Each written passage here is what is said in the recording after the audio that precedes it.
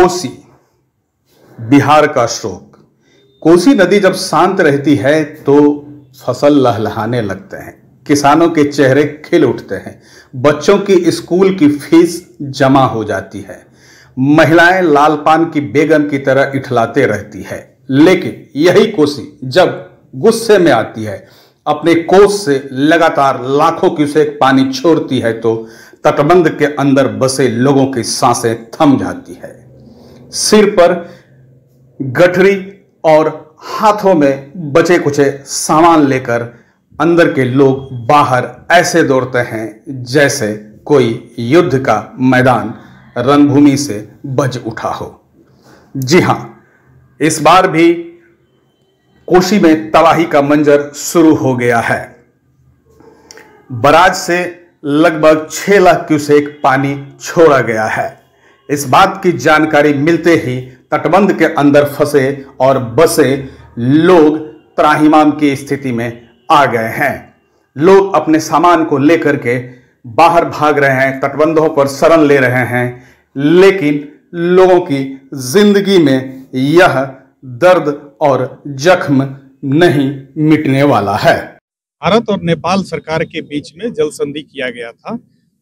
जल संधि किए जाने के बाद 1956 से ये फाटक जो है, आपको बराज जो दिख रहा है, ये बराज का बनना शुरू हुआ था। उस समय भारत के प्रधानमंत्री पंडित जवाहरलाल नेहरू हुआ करते थे। उन्हीं के समय में नेपाल के राजा के साथ जल संधि हुई थी और उसके बाद बराज का बनना शुरू हुआ था, जो लगभग 9 साल करीब में ये बनकर तैयार हो गया। और उसके बाद से ये बराज यहीं पर अनवरत काम कर रहा है। हालांकि कई बार इस बात की चर्चा भी उठते रही है कि बराज की आयु 50 साल थी, वो 50 साल पूरी हो गई है, उससे एक्सीड चल रहा है, बराज पे दबाव भी बन सकता है। लेकिन अभी तक ये बराज यहाँ पर सुरक्षित है। समय समय पर इसकी जो छोटी मोटी मरम्मत का काम होता है वो भी कराया जाता है।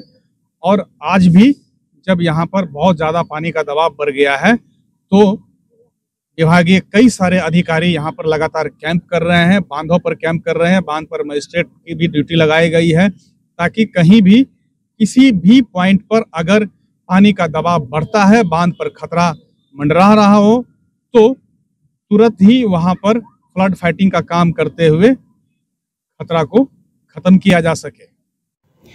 आइए जानते हैं कोसी बराज बनने से लेकर अब तक तटबंधों की कितनी बार सुरक्षा में चूक हुई, तटबंध टूटे, मरम्मत हुए, लोगों के क्या दर्द हैं।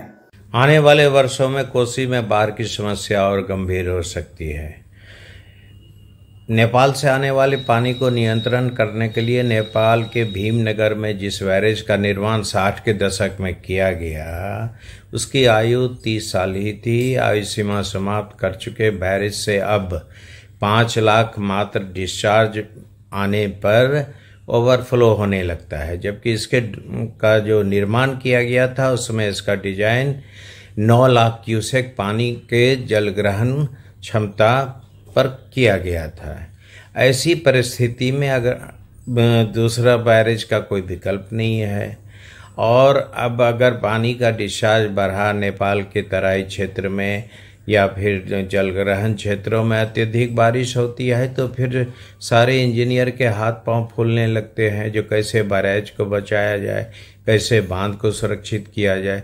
दूसरी बड़ी समस्या यह है जो बांध की ऊंचाई तो हर बढ़ा दी जाती है सरकारों के द्वारा, लेकिन दोनों बांध के बीच जो नदी का पेट है उसमें जो सिल्ट 15 से 20 फीट जमा हो चुका है उसे आज तक हटाया नहीं गया है। तो यानी नदी की गहराई नहीं बढ़ती है और बांध की ऊंचाई बढ़ जाती है। तो बांध के बाहर रहने वाले जो 50 लाख 1 करोड़ से अधिक लोग 3-4 जिलों के हैं, मधेपुरा, सुपौल, खगड़िया आदि के, तो उस पर एक आफत का बांध ये बनकर खड़ा है। जब मिट्टी के बांध में ना तो बोल्डर का स्लोप लगाया गया है, केवल ब्लैक टॉपिंग किया गया है। और ऐसी परिस्थिति में एक्सेस सिल्ट जमा होने की वजह से अगर कोसी की धारा ऊपर से बहने लगेगी तो फिर उन आबादी का क्या होगा जो बांध के बाहर बसी हुई है। बहरहाल कोसी के कहर से लोग कभी राहत पाएंगे या कि नहीं यह तो कहना मुश्किल है, लेकिन यह ज़रूर है कि जिस तरह साल दर साल बाढ़ की तबाही इलाके में मचती है, लोगों की ज़िंदगी और भी ज़्यादा परेशान होने वाली है। सहयोगी सच्चिदानंद, सरफराज और दिलखुश के साथ लोकल 18 के लिए मनीष वत्स।